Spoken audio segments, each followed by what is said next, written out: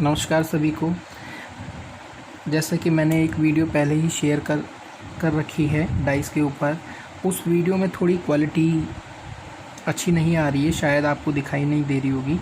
लेकिन अभी जो मैं क्वेश्चन डिस्कस कर रहा हूँ, मैं अभी डाइस के क्लोज डाइस के कुछ क्वेश्चन डिस्कस कर रहा हूँ। अगर पहले वाली वीडियो साफ़ नहीं आ रही है तो मैं उस वीडियो को दोबारा बना दूँगा या कॉन्सेप्ट को दोबारा समझा दूँगा एक बार। अभी हम स्टार्ट कर रहे हैं कुछ क्वेश्चन डाइस के। जो भी रूल मैंने पिछले वाले वीडियो में समझाए हैं उसी के अकॉर्डिंग हम स्टार्ट करेंगे।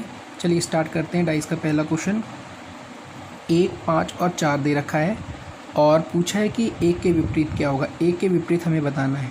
तो सबसे पहले हमें ये चेक करना है कि ये डाइस जनरल डाइस है या फिर स्टैंडर्ड डाइस। अगर हम ध्यान से देखेंगे तो इसमें किन्हीं भी दो नंबर का सम 7 नहीं आ रहा है, किन्हीं भी दो नंबर का सम 7 नहीं आ रहा है, तो ये स्टैंडर्ड डाइस होगी। स्टैंडर्ड डाइस के लिए हमें क्या करना होता है, केवल जिसका भी अपोजिट पूछा है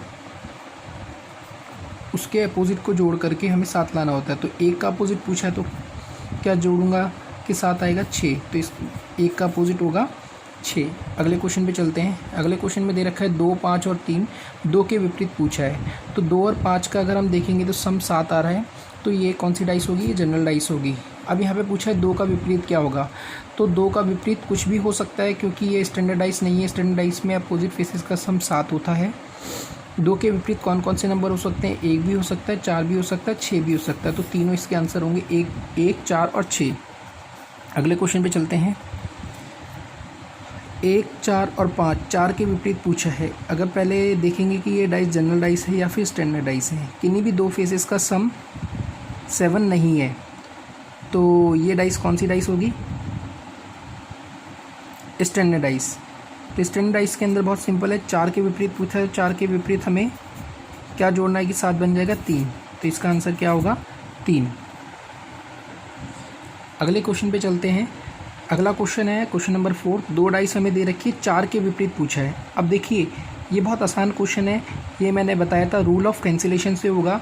अगर कोई भी 2 डाइस हमें दे रखी है और दोनों डाइस में कोई भी 2 नंबर अगर कॉमन हो तो हम उन दोनों नंबर को काट देंगे। जैसे यहाँ पर 2 और 3 है, यहाँ पे भी 2 और 3 है, तो 2 और 3 से हम 2 और 3 कैंसिल करेंगे तो 5 और 4 बचेगा। तो 5 का अपोजिट क्या होगा, 4। तो हमें 4 का अपोजिट पूछा है, तो 4 का अपोजिट क्या होगा, 5। तो इसका आंसर होगा 5। अगले क्वेश्चन पे चलते हैं। 2 डाइस दे रखी है, 6 के विपरीत पूछा है।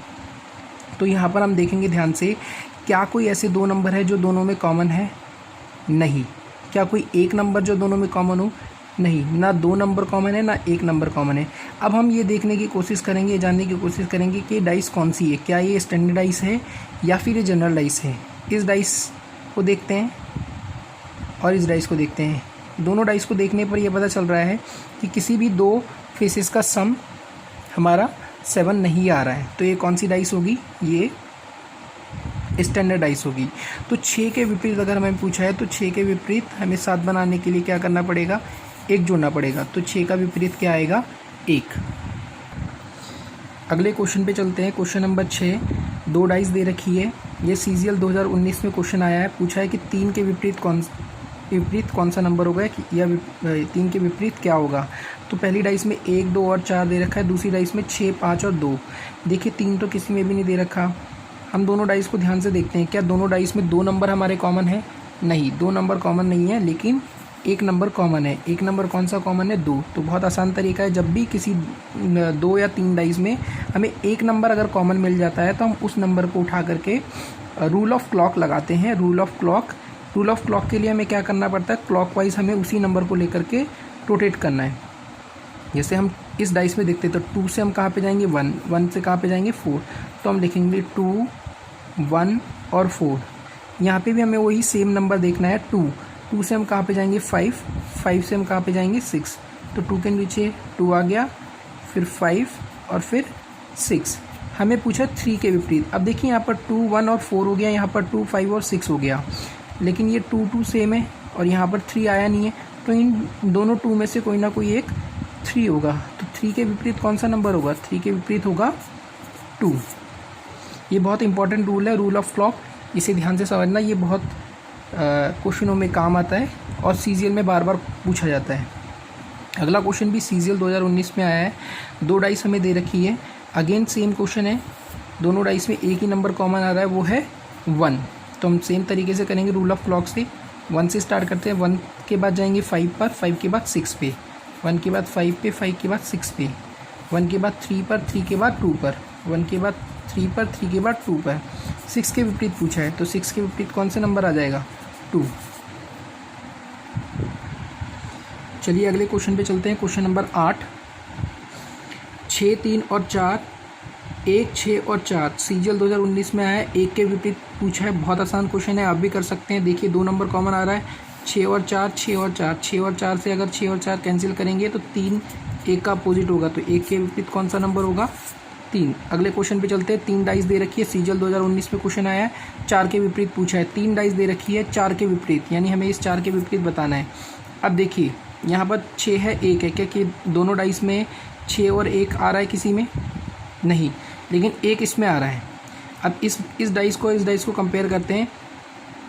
यहाँ पर हमारा 6, 4, 1 आ रहा है, यहाँ पर 1, 2 और 5 आ रहा है। क्या दोनों में कोई नंबर कॉमन आ रहा है? हाँ, 1 कॉमन आ रहा है।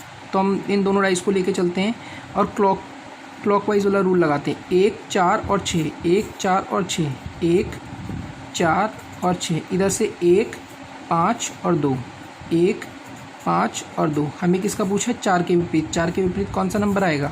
5। इसका आंसर क्या होगा? 5। चलिए अगले क्वेश्चन पे चलते हैं। क्वेश्चन नंबर 10, अगेन 3 डाइस दे रखी है, 2 के विपरीत पूछा है हमें कि 2 के विपरीत क्या आएगा। देखते हैं 2 कहाँ पर है, यहाँ पर 2। ये भी बहुत आसान क्वेश्चन है, इससे आसान क्वेश्चन नहीं हो सकता। इस डाइस को ऑब्जर्व करोगे और इस डाइस को ऑब्जर्व करोगे, 2 नंबर इसके अंदर कॉमन आ रहे हैं, 3 और 1, 3 और 1, इन दोनों को काट देंगे। 2 के विपरीत क्या हो जाएगा? 4। अगले क्वेश्चन पे चलते हैं। देखिए अब अगले 2 क्वेश्चन जो है वो बहुत इंपॉर्टेंट क्वेश्चन है। तरीका वही है, बस हमें ये ध्यान से देखना है कि यहाँ पर सिंबल यूज़ किए गए हैं। यहाँ पे देखिए एट द रेट के विपरीत क्या होगा, तो एट द रेट हम कहाँ पे दिख रहा है? ये रहा। इन दोनों डाइस को हमें ध्यान से देखना है, क्या कुछ कॉमन आ रहा है? हाँ, ये ट्राइंगल कॉमन आ रहा है, और कुछ कॉमन आ रहा है? नहीं। तो क्लॉकवाइज वाला रूल लगेगा, क्योंकि जब भी 2 डाइस में कोई एक ही नंबर कॉमन होता है तो हम क्लॉकवाइज वाले रूल से कर सकते हैं। इस वाली डाइस को लेके चलते हैं। पहले ट्राइंगल आएगा, फिर एट द रेट आएगा, फिर रेक्टेंगल आएगा।